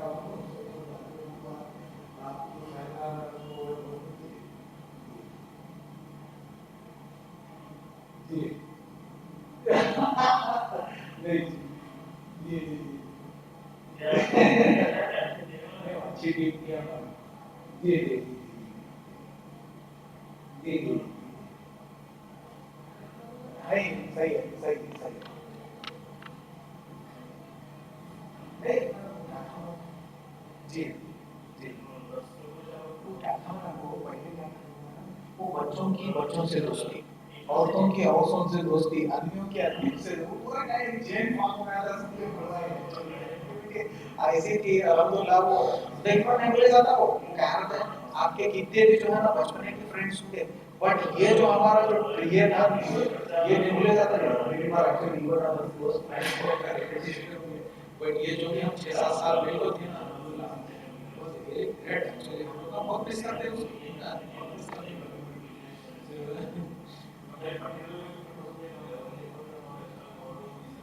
जी जी जी जी जी जी जी नहीं सही है, सही है।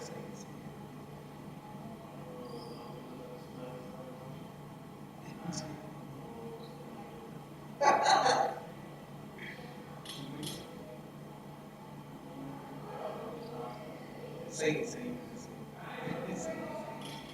मैडम बेटा कौन से क्लास में है आप? माशाल्लाह 10th में आप चले गए क्या मैडम? क्या 10th का एग्जाम हुआ?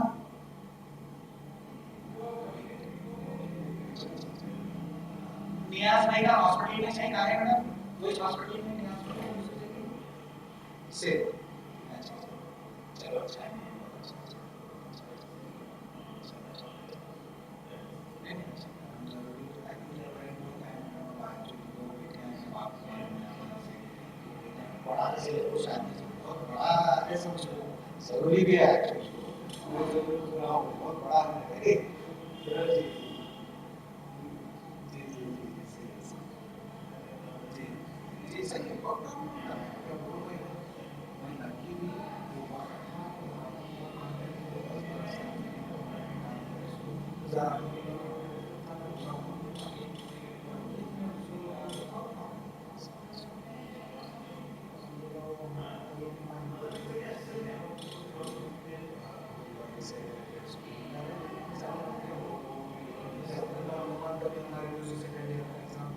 आज से हाजरा का टेंथ चल रहा है टेंथ सही वाला एग्जाम आज फर्स्ट पेपर था स्टार्ट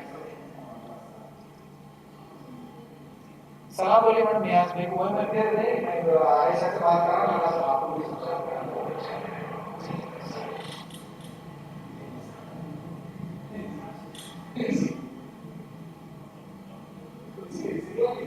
सॉरी बोले ना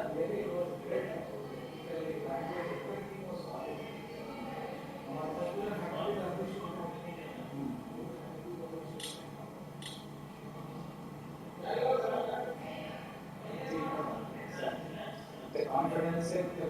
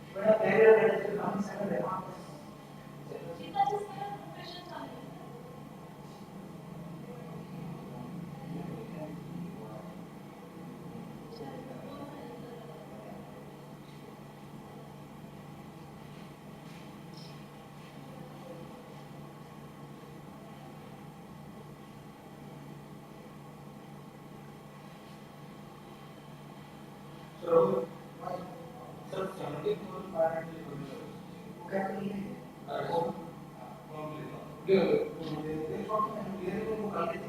हमारा कल परसों पैसे मैच तो ये मैं अब ये हूँ तुम्हारे इनकी शुरू करो 70,500 कौन से सेमेस्टर में बच्चे फाइनल सेमेस्टर नाम क्या जमीला जमीला कैश भरना चाहिए ना हाँ